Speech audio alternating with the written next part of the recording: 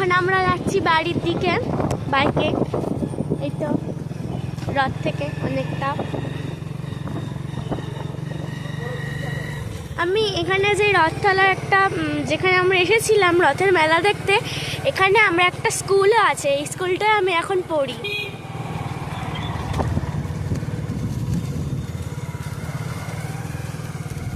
এখানে একটা পুজো হয়, এইটা রাধা শিব ঠাকুর আর পার্বতী ঠাকুর, এইখানে পুজো।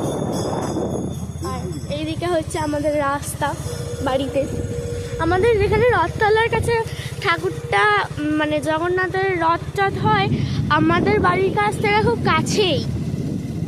ভাবছো আমার মা কোথায়, আমার মা আসেনি, আর মায়ের কাজের একটু চাপ আছে, সেই জন্য আমার মা এখন আসেনি। আমার মা উল্টো রথে যে মেলা হবে এখানে উল্টো রথের মেলাতে আসতে পারে। আর আমি বাড়ির অনেকটাই কাছাকাছি চলে এসেছি।